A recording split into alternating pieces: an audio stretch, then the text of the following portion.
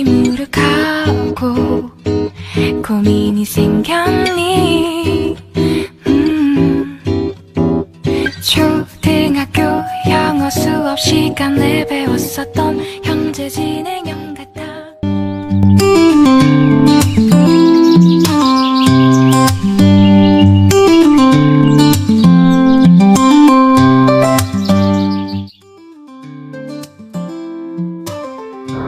Assalamualaikum warahmatullahi wabarakatuh. Hai, apa kabar kalian semua? Di video kita hari ini, kita akan membahas tentang teks anekdot. Dor! Apa sih teks anekdot itu? Tujuan dan ciri-cirinya teks anekdot apa ya? Terus, apa sih struktur teks anekdot itu? Kaget. Mas, permisi, mau tanya. Apa aja sih kebahasan teks anekdot itu? Kalian mau tahu tentang teks anekdot? Iya. Yuk kita bahas bersama teks anekdot dalam video kita kali ini. Untuk kalian yang lagi nonton, Yuk simak dan cermati video ini baik-baik ya.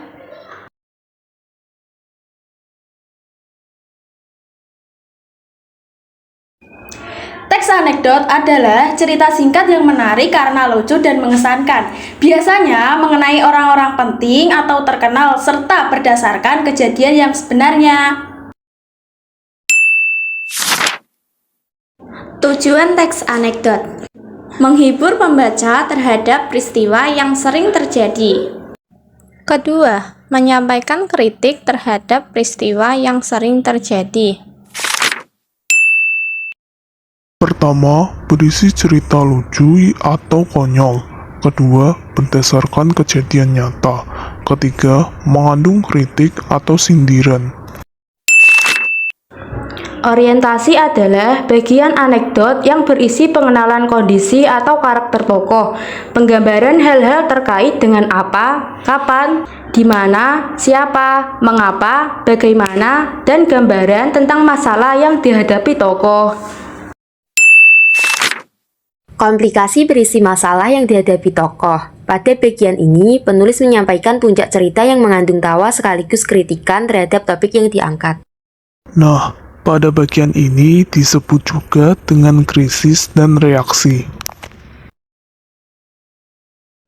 Krisis atau komplikasi merupakan bagian yang berisi kekonyolan yang menggelitik dan mengundang tawa. Tanggapan atau respon atas krisis yang dinyatakan sebelumnya disebut sebagai reaksi. Nasib dapat berupa sikap mencela atau menertawakan. Evaluasi berisi komentar terhadap isi atau pesan dari fenomena yang telah diceritakan. Bagian ini disebut juga sebagai kode. Namun, bagian ini bersifat pilihan, dapat ada ataupun tidak ada.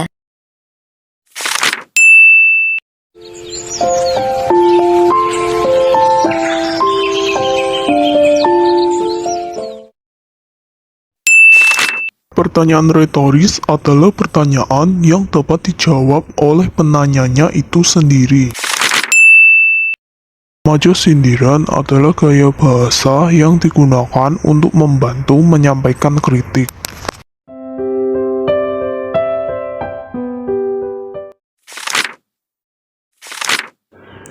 Ironi adalah gaya bahasa yang melukiskan suatu maksud dengan menyatakan kebalikan dari keadaan yang sebenarnya dengan maksud menyindir. Contohnya, harga kedelai murah sekali sampai pabrik tahu dan tempe tutup karenanya. Majasinisme adalah gaya bahasa berupa ejekan atau sindiran menggunakan kata-kata kasar yang disampaikan secara langsung dengan setulus hati. Contohnya, untuk apa punya banyak uang jika makan saja harus diatur timbangannya? Biarpun sewa, yang penting keren. Terima kasih Pak udah nyewain mobilnya.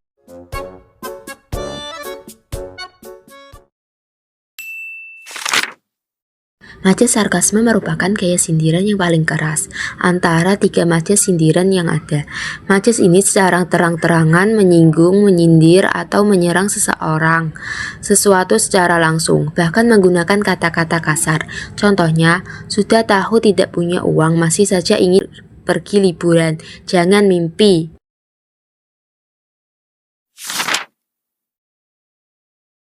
Verba material adalah verba yang menunjukkan aktivitas fisik. Contohnya, memasak, melompat, melihat, dan lain-lain. Verba mental adalah verba yang menunjukkan ungkapan perasaan. Contohnya seperti mencintai, menyayangi, dan lain-lain. Verba verbal adalah verba yang menunjukkan ucapan atau lisan. Contohnya, siswa kelas 1 menyanyikan lagu Indonesia Raya di lapangan. Verba verbalnya ada pada kata menyanyikan. 아름다운 느낌이 좋아 걱정되고 보고 싶은 Supaya kalian lebih mengetahui tentang teks anekdot, ayo kita menganalisis bersama teks anekdot dalam sebuah PPT yang telah diketik Aulia. Hai guys, aku punya contoh teks anekdot. Judulnya asisten serba tahu, tapi nyatanya nggak tahu apa-apa. Suatu hari, Ryan mendownload aplikasi AI canggih yang katanya bisa menjawab pertanyaan apa saja. Dengan penuh semangat, Ryan bertanya pada AI canggih itu, AI, bagaimana cara membuat mie instan yang enak? AI langsung menjawab panjang lebar seperti seorang profesor. Pertama, analisislah distribusi panas pada panci. Lalu, optimalkan panas pada panci. Lalu, optimalkan intensitas perebusan sesuai algoritma terdinamika. Ryan menatap AI sambil bengong. Loh. Ini jadi tinggal direbus atau gimana? AI menjawab, maaf, saya tidak memahami pertanyaan Anda. Coba ulangi dengan format prosedur kuliner versi 2.0. Ryan mulai marah dan kesal. Ya udahlah, AI, kasih aku resep yang simpel. AI kembali menjawab, tidak dapat memproses, terlalu simpel. Akhirnya, setelah berdebat dengan AI, Ryan pun menyerah dan pergi ke dapur memasak mie instan sendiri. Dan di saat Ryan memasak mie instan, tiba-tiba HP Ryan berbunyi. Jika membutuhkan bantuan, saya selalu siap. Ia menatap sinis ponselnya sambil mengaduk mie. Siap apanya? Rebus air aja nggak bisa. AI pun terdiam. Untuk pertama kalinya, AI tidak terhubung ke realita. Orientasi. Suatu hari, Ryan mendownload aplikasi AI yang katanya bisa membantu apa saja. Dengan penuh semangat, ia bertanya cara membuat mie instan. Komunikasi. Ryan bertanya pada AI tentang cara membuat mie instan. AI malah menjawab menggunakan bahasa yang rumit seperti profesor. Saat Ryan meminta jawaban yang lebih simpel, AI malah error. Ia semakin kesal. Akibat AI terus salah paham dan memberi jawaban yang tak masuk akal. Evaluasi. Pada akhirnya, Ryan memasak mie instan sendiri. Saat mie instan sudah siap, tiba-tiba AI berbunyi, jika membutuhkan bantuan, saya selalu siap. Ia menjawab, siap apanya? Rebus air aja nggak bisa. Kebahasaan. 1. Pertanyaan retoris. Siap apanya? Rebus air aja nggak bisa.